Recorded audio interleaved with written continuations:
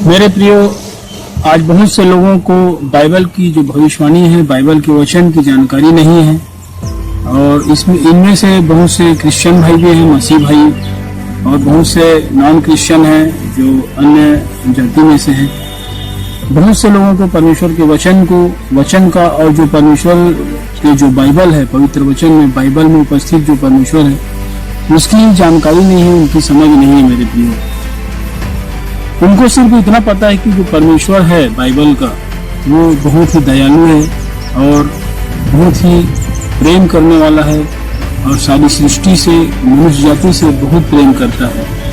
और वो ऐसा सोचते हैं कि ये जो संसार है, ये जो दुनिया है, उसके प्रेम में बना रहेगा और ऐसे ही चलता रहेगा। और परमेश्वर हम पर बड़ी दया करता है। वो सोचते हैं कि संसार को परमेश्वर ने बड़े खूबसूरत से बनाया है और बड़े अच्छे ढंग से, बड़े इस सारी सृष्टि को बड़े प्रेम से और बड़े दयालुता से बनाया है, और इस प्रकार से वे सोच रखते हैं। मेरे प्रियो, ऐसा कब तक चलेगा? वे सोचते हैं कि परमेश्वर कभी सृष्टि को नाश नहीं करेगा, ऐसा ही रहेगा, हम सब ऐसे ही रहेंगे, और ऐसा सोच करके वो अपने जीवन को जीता रहता है। बहुत से ऐसे लोग हैं जो कुछ अच्छे काम तो करते हैं, परमेश्वर के प्रति वे आज्ञाकारी भी रहते हैं, और वो व्यक्ति अब परमेश्वर के प्रति ईमानदारी से बहुत सारे कामों को भी करता है और कुछ धर्म के काम करता है, अच्छे लोगों की सहायता करता है, अच्छे अच्छे काम करता है, और अपने परिवार का पालन पोषण भी अच्छे ढंग से करता है। और वो सोचता है कि मैं इतना अच्छा काम करता हूँ, भले काम करता हूँ, लोगों की सहायता करता हूँ, कर्मकांड करता हूँ, मंदिर, मस्जिद, गुरुद्वारा, चर्च जाता हूँ, और वो ऐसा काम कर करके सोचता है कि अपने आप में उसको घमंड भी आता है कि मैं इतने अच्छे काम करता हूँ, एक दो अगर गलत कर दूंगा तो कौन सा बुरा होगा। कभी व्यभिचार कर लेना, कभी पाप कर लेना, कोई गुनाह, अपराध, मारपीट, गाली गलौज, शराबबाजी, ऐसा करके वो सोचता है कि मैं एक दो गलत कर रहा हूँ तो क्या होगा, परमेश्वर मुझे माफ कर देगा। इस प्रकार के धोखे में वो अपने जीवन जीते रहता है। मेरे प्रियो, एक कहावत है कि कल से छोड़ दूंगा शराब, आज मुझे पीने दे। ऐसे लोग, बहुत से लोग हैं जीवन में, इस संसार में, आसपास आपके इर्द गिर्द, यार दोस्तों में ऐसे लोग आपको मिल जाएंगे मेरे प्रियो। वो उसका कल कभी नहीं आता और इसी घमंड में वो जीते रहता है कि परमेश्वर मुझे माफ कर देगा, मैं बहुत से अच्छे अच्छे काम करता हूँ, एक दो तीन गलत कुछ कर दिए तो क्या होगा। ये बाइबल बताती है कि आज तुम उसका शब्द सुनो तो अपने मन को कठोर न करो। इब्रानियों की किताब, उसका 4 अध्याय 7 पद में। मेरे प्रियो, आने वाला आएगा प्रभु यीशु मसीह और वो देर नहीं करेगा, परंतु कितने लोग समझते हैं कि उसके आने में देर है, परंतु प्रभु यीशु मसीह के आने में कोई देर नहीं है और बहुत ही निकट है उसका आना। और उसके आने के जो संकेत हैं वो आज हमारे वर्तमान समय में हमें पता चल रहा है और हमारे सामने प्रमाणित हो रहा है मेरे प्रियो। और कुछ लोग कहते हैं कि अभी तो समय है, एंजॉय करते हैं, और ऐसा सोचते हैं परमेश्वर हमसे प्रेम करता है और वो हमें लेने आएगा। या फिर वो ऐसा सोचते हैं कि ये परमेश्वर जो है हमसे बहुत प्यार करता है, इतनी अच्छी सुंदर सुंदर दुनिया बनाई है, पेड़ पौधे, जीव जंतु, मनुष्य कितने प्यारे, ऐसा कैसा परमेश्वर अपनी बनाई हुई दुनिया को, बनाई हुई सृष्टि को उजाड़ेगा। मेरे प्रियो, इस बात के लिए मैं आपको एक बहुत बड़ा सबूत आपके सामने लाया हूँ। आइए हम देखते हैं कि उत्पत्ति की किताब।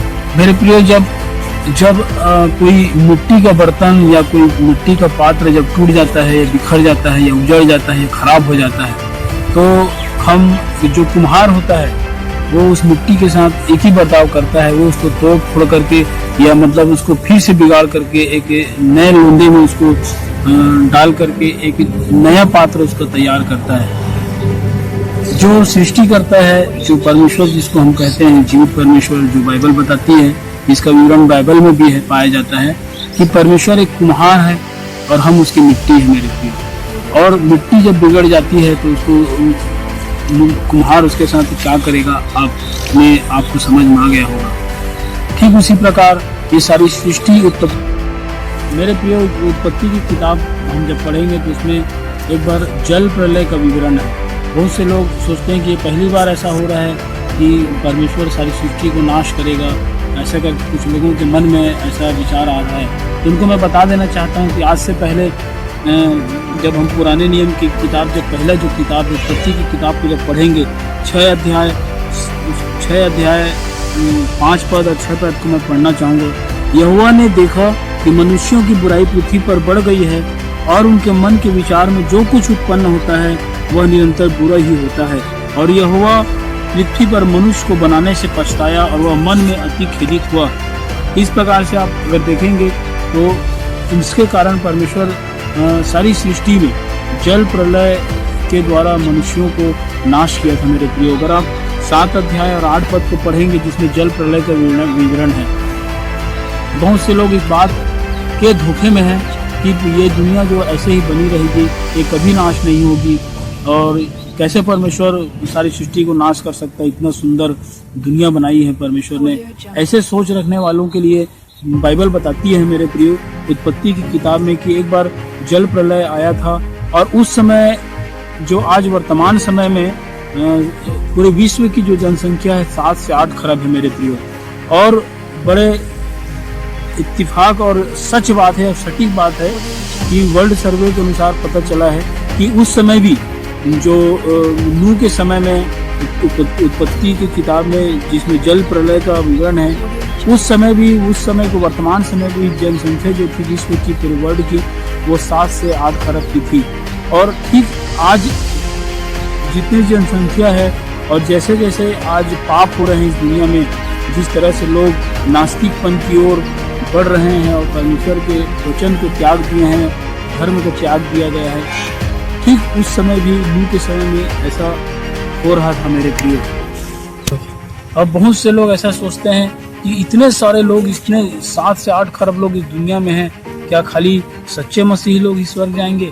लोगों के अंदर ऐसा भावना और ऐसा विचार उनके मनों में आता है मेरे प्रियो।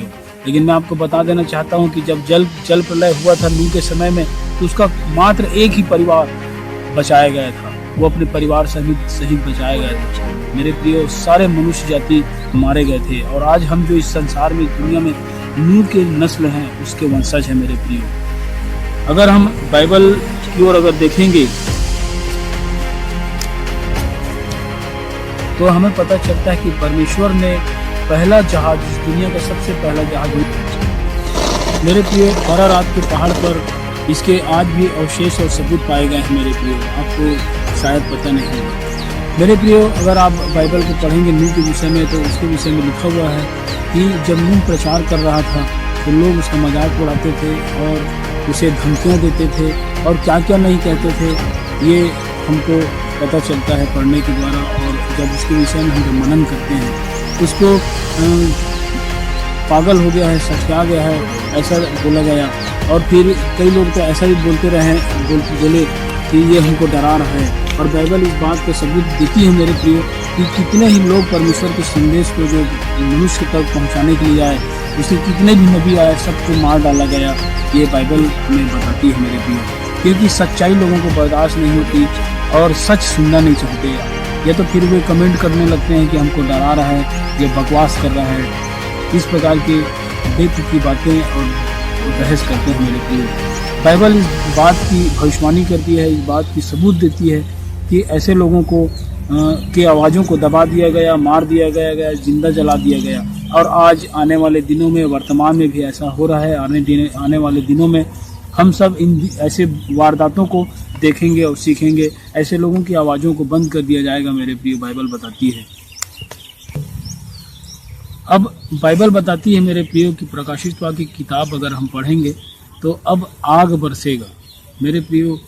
बड़े जानकर आपको हैरानी होगी कि आग कैसे बरसेगी। पहले जल प्रलय से परमेश्वर ने पूरे विश्व को, पूरी दुनिया को नाश किया था, लेकिन अब आग बरसेगी, ऐसा बाइबल बताती है। मैं नहीं बोल रहा हूँ, बहुत से लोग बोलते हैं कि भैया आप हमको डरा रहे हैं, आपने ऐसा कहा वैसा कहा।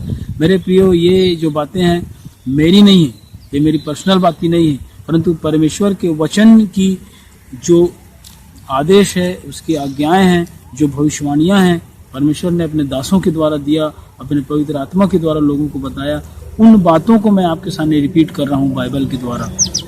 मेरे प्रिय भाइयों, नाराज मत होना, ना बुरा माने, क्योंकि ये जो परमेश्वर का वचन है वो आज्ञाकारी होकर के आप सीखें और सुने समझे, ताकि आपका जो जीवन है वो सफल हो जाए मेरे प्रियो।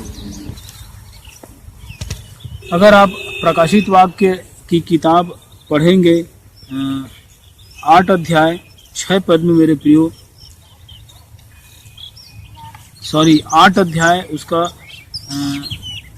6 पद में, 6 पद में लिखा है, उन दिनों में मनुष्य मृत्यु को ढूंढेंगे और न पाएंगे और मरने की लालसा करेंगे और मृत्यु उनसे भागेगा। तो अगर हम इसके आगे अगर और पढ़े 8 प्रकाशित वाक्य 8 अध्याय 9 अध्याय 6 पद,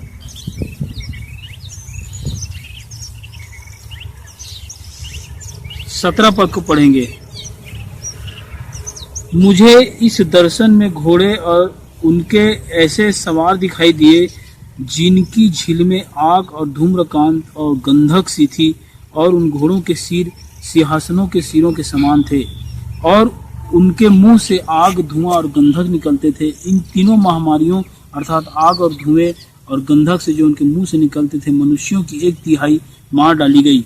ये प्रकाशित वाक्य की किताब 9 अध्याय उसका 17 पद और 18 पद में पाया गया है।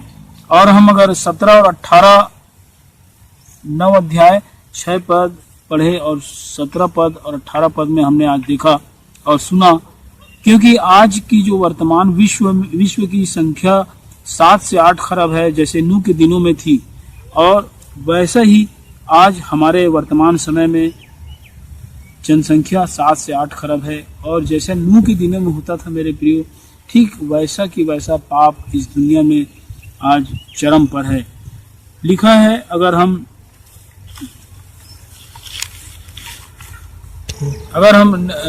नए नियम के वचन को अगर पढ़ें, बाइबल पढ़ते हैं, तो उसमें जो पढ़ते हैं उनको पता होगा कि जब तक धर्म का त्याग न हो जाए तब तक मेरा आना न होगा, ऐसा प्रभु यीशु मसीह ने कहा है मेरे प्रियो। अगर आज आप विदेशों में और बहुत सारे जगहों पर आप ध्यान देंगे या दिए होंगे, तो आपको पता चला होगा कि बहुत से जो क्रिश्चियन हैं, जो मसीह भाई हैं, वो इस्लाम को ग्रहण कर रहे हैं और बहुत से लोग नास्तिकपन की ओर जा रहे हैं मेरे प्रियो।